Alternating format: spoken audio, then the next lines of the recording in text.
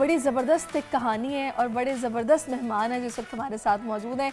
इनका तारुफ मैं आपसे करवाती हूँ, लेकिन उससे पहले थोड़ा सा बता दूँ कि इन्होंने कारनामा क्या किया है। सिंध की झोंपड़ी में तालीम हासिल करने वाले मुकेश कुमार मेघवाड़ नामी एक शहरी, जिन्होंने अपनी मदद के तहत सिंध के 25 गाँव और गोठों के बच्चों के लिए एक ऐसा स्कूल बना दिया जहाँ उन्हें मयारी तालीम फराहम की जा रही है। सबसे अच्छी बात नाज़रीन ये है कि स्कूल में सरकारी स्कूलों वाले सिफारिशी और सियासी भर्तीशुदा उस्ताद नहीं है, बल्कि काबिल टीचर्स बच्चों को पढ़ाते हैं। तालीम बहुत ज़्यादा ज़रूरी है। इस बात को जहन में लेकर मुकेश मेघवाड़ ने सोचा कि अगर तालीम नहीं होगी तो कुछ नहीं हो सकता। मुकेश हमारे साथ मौजूद हैं, बहुत शुक्रिया आपके वक्त का, आपने टाइम दिया। ये सबसे पहले तो मुझे अपनी कहानी बताएं, ये आप खुद आपने तालीम हासिल वहाँ की, स्कूल नहीं थी, ये स्कूल बनाने का ख्याल कैसे आया, ये कहाँ से सफ़र शुरू हुआ? अब बुनियादी तौर पे जिस तरह की लाइफ हमने गुजारी है गांव में, वो बहुत मुश्किल कठिन है, और क्योंकि आपको बहुत ज़्यादा स्ट्रगल करना पड़ता है आपको एजुकेशन के लिए, क्योंकि आपके पास वहाँ पर इस तरह के इदारे मौजूद नहीं है, इस तरह की फैसिलिटीज़ मौजूद नहीं है।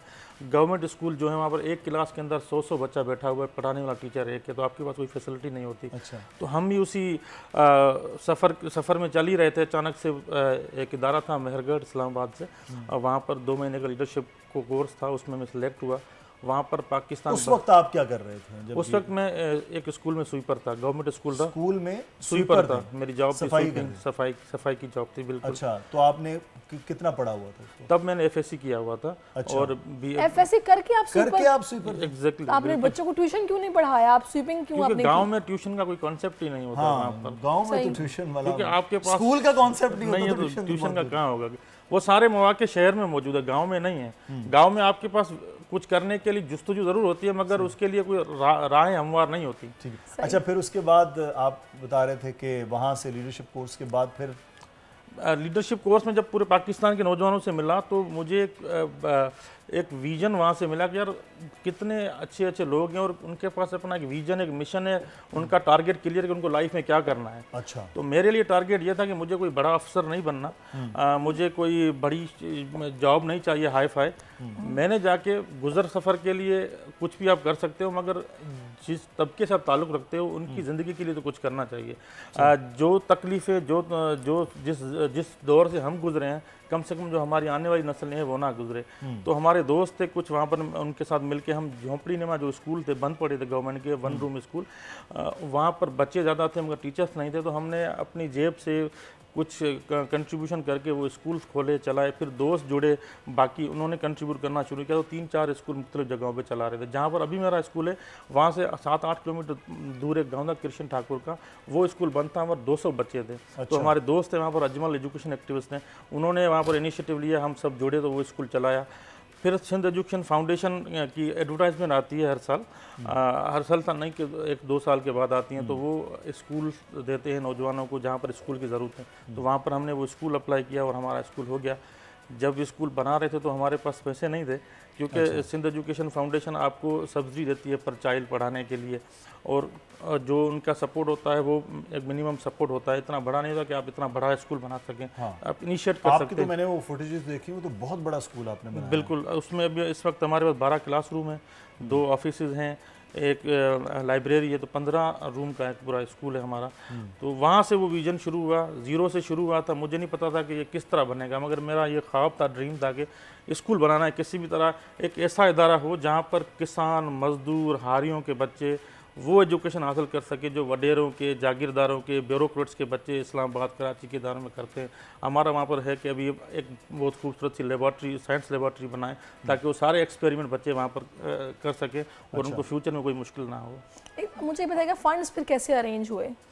एक सिंध गवर्नमेंट फाउंडेशन हमें थोड़ा सपोर्ट करता है, उसमें पर चाइल्ड सब्सिडी देता है जो बच्चे। तो आपने बता दिया, उसके अलावा हमारे जो दोस्त हैं उन्होंने कंट्रीब्यूट किया। हमने मुख्तलिफ सोशल मीडिया प्लेटफॉर्म से अपील्स की, जितने भी मेरे कॉन्टैक्ट्स में दोस्त हैं उन्होंने कंट्रीब्यूट किया। उसके अलावा लोन लिए काफ़ी सारे दोस्तों से, ताकि हम किसी तरह से स्कूल बना। अभी तक हम उस लोन के कर्जे में दबे हुए हैं, उम्मीद है कि वो जल्दी हम उसको रीपे कर लेंगे, मगर इस तरह से बन गया। इनॉग्रेशन हायरिंग कैसे होगी स्कूल के टीचर्स के लिए? जी, हम वहाँ पर एक पूरा मैकेनिज्म बनाया हुआ है। वहाँ पर एक पैनल बनाते हैं, जो एक्सपर्ट है एजुकेशन के, या पुराने हमारे दोस्त जो स्कूल चला रहे हैं उनको, या टीचर्स हैं, उनको बिठाते हैं। एडवर्टाइजमेंट होती है बाकायदा हमारे सोशल मीडिया पेजेस पे, जो न्यूज़पेपर्स के थ्रू हम एडवर्टाइज करते हैं। टीचर्स आगे अप्लाई करते हैं, उनका इंटरव्यू होता है, डेमो होता है, टेस्ट होता है, 3 मरलों से गुजार के हम फिर उनको हायर करते हैं। या आपने कहा कि ऐसा स्कूल हम जहाँ पे वडेरों के, जागीरदारों के, ब्यूरोक्रेट्स के बच्चे, जहाँ शहरी स्कूल्स में जिस तरह सहूलियात, आपने क्या अपना सिलेबस इंग्लिश मीडियम में या? जी बिल्कुल, इंग्लिश मीडियम में। 2 चीज़ें हम बड़ी मज़े की कर रहे हैं। एक तो सिलेबस इंग्लिश मीडियम में मगर सिंध टेक्स्ट बुक बोर्ड का है, क्योंकि हम सिंध एजुकेशन फाउंडेशन के साथ हैं कॉन्ट्रैक्ट में। बाकी हम एक्स्ट्रा करिकुलम जो एक्टिविटीज़ करवाते हैं वो उनको हम बच्चों को अपने रूट्स से जोड़ने की कोशिश करते हैं, क्योंकि मेरा 8 साल से काम पीस एजुकेशन में बहुत ज़्यादा रहा है। हम हर साल जो फुकरासत बना हुआ है हमारे गांव में, इसीलिए आपने स्कूल का नाम भी अमन स्कूल रखा है। बिल्कुल, अमन के साथ ही वो सारी उनकी है। तो हम हर साल अफ्तार डिनर रखते हैं, 10th मुहर्रम पे हम न्याज करते हैं, दिवाली होली हम सब साथ सेलिब्रेट करते हैं। वो सारी चीज़ें हम स्कूल में बच्चों को भी सिखाते हैं कि ये धरती हम सब की है, मज़हब अपने अपने, ये वतन हमारा सबका है। तो वो प्लुरलिज्म, वो प्रोग्रेसिवनेस, वो जो सूफीज़म सिंध की धरती का जो अंसर है, बड़ी अच्छी बात, वो हम सिखाना ज़रूर चाहते हैं, ताकि वो बच्चे निकले तो वो एक मुकम्मल इंसान बन के निकलें। स्कूल में पढ़ाने का मकसद सिर्फ यही नहीं है कि आप उनको सिलेबस पढ़ाएं, आप उनकी तरबियत करें, आप उनकी शख्सियत साजी करें। तो मुझे यकीन है ये जो स्कूल है, या हमारे जो बाकी दोस्तों के जो स्कूल है, वहाँ से जो बच्चे निकलेंगे इंशाल्लाह वो पाकिस्तान का नाम बहुत आगे लेके जाएंगे, और एक जो जनरेशन निकलेगी वो वाकई वो एक पाकिस्तान की वो प्रोग्रेसिव जनरेशन होगी। अच्छा, वैसे यहाँ तक मुकेश साहब आना बिल्कुल मुझे यकीन है कि इतना आसान नहीं होगा। बहुत रुकावटें भी आई होंगी, प्रॉब्लम्स भी आए होंगे। किसी मौके पर आपको ये महसूस हुआ कि जो मैं काम करने जा रहा हूँ ये मुमकिन नहीं हो पाएगा, या फिर कोई ऐसा मसला जो कि आपको हमेशा याद रहेगा? शुरू के दिन जब हम स्कूल बना रहे थे, फंड नहीं थे, आप बड़ा ख्वाब देख लेते हो, आप बहुत जल्दी में बहुत बड़े डिसीजन ले लेते हो, मगर बीच में कहीं ऐसा टाइम आता है, एक पॉज आता है कि आपको लगता है कि ये मैंने गलत किया है, क्योंकि नहीं हो पाएगा, क्योंकि आप थक जाते हैं। इस तरह के मौके आए, मगर रुका नहीं मैं। वो जुस्तजू, वो काम करने का जो था ना, वो उस डगर को मैंने नहीं छोड़ा, वो चलता रहा। मैं बिल्कुल मायूस हो गया था, एक टाइम पे ऐसा आ गया था कि मैं स्कूल को छोड़ दूँ, कॉन्ट्रैक्ट ख़त्म कर दूँ, किसी और को दे दूँ। मगर जब रात को बैठा था, मैं बैठता था कि यार जब मैंने शुरू किया था तब मेरे पास कुछ नहीं था। 8 सालों में मैं कहाँ पर हूँ, 2 डिग्रीज़ हैं मेरे पास, प्रोफेशनल लॉयर हूँ मैं, ज़ीरो से शुरू हुआ था। तो ये क्यों नहीं हो सकता? नामुमकिन कोई चीज़ नहीं है। उसी जुस्तजू को लेके चलता रहा, दोस्त जुड़ते रहे। जब भी मायूस होता था दोस्तों से बात करता था, दोस्तों से गपशप करते हुए। मेरी ज़िंदगी की सबसे बड़ी जो स्ट्रेंथ है वो मेरे दोस्त हैं। जितने भी दोस्त पूरे पाकिस्तान में मुझे दोस्त मिले हैं वो सारे मेरी स्ट्रेंथ है। तो उनके साथ बातचीत होती थी, वो सपोर्ट करते थे, कोई ना कोई रास्ता निकल आता था इस तरह से। अच्छा, अभी ने बात की ना स्कूल के हवाले से, तो अभी कितने बच्चे हैं आपके पास वहाँ जो पढ़ रहे हैं, और हर कम्युनिटी के बच्चे वहाँ पर पढ़ रहे हैं?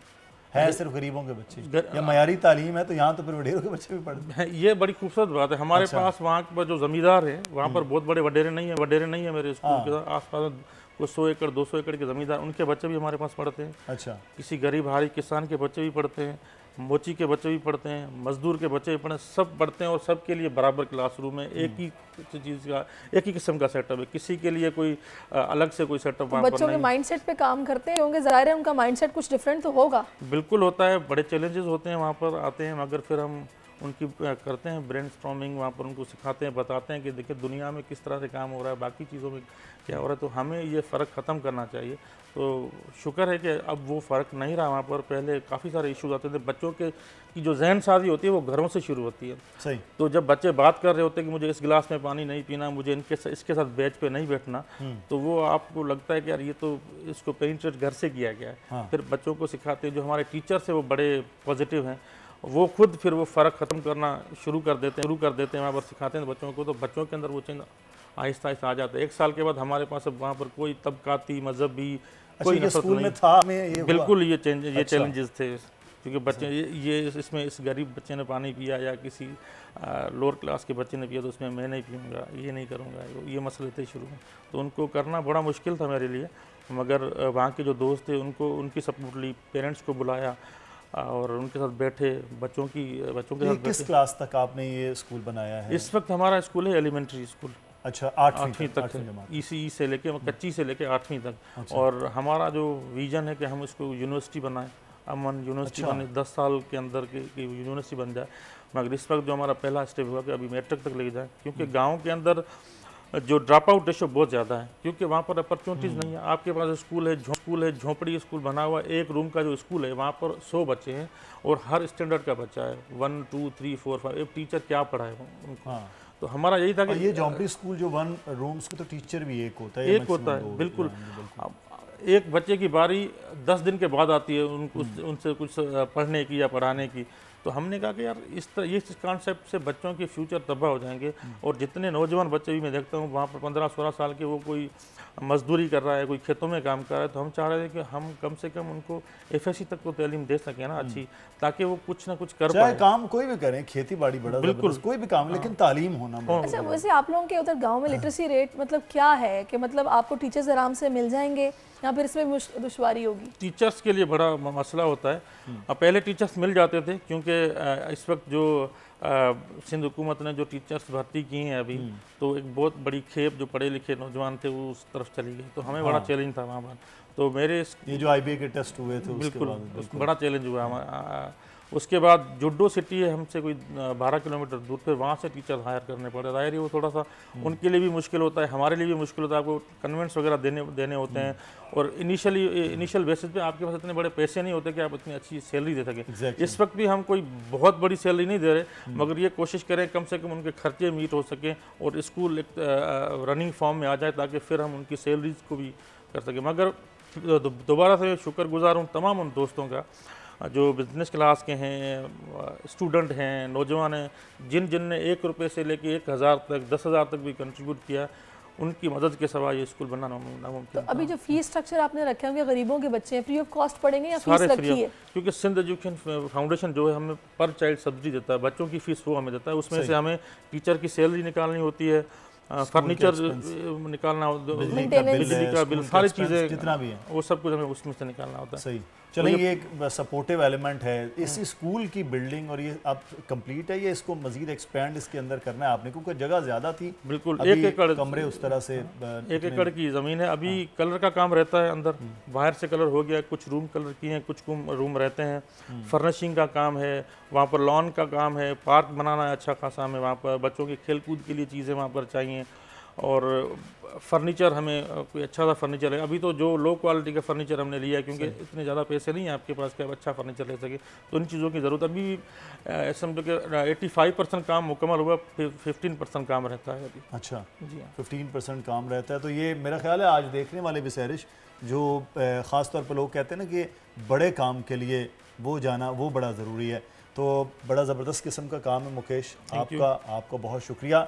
और यही तालीम असल में शऊर दिलाती है और कौमें बनाती है, माशरे को। वो आप काम कर रहे हैं, ये बहुत बेहतर। अल्लाह ताला आपको और हिम्मत दे, और अल्लाह करे कि इसी तरह आपके साथ लोग साथ से साथ मिलाएं, तो चीज़ें जो हैं वो अपनी तकमील तक पहुँचें। इसका आपने ख्वाब देखा, बहुत शुक्रिया आपका।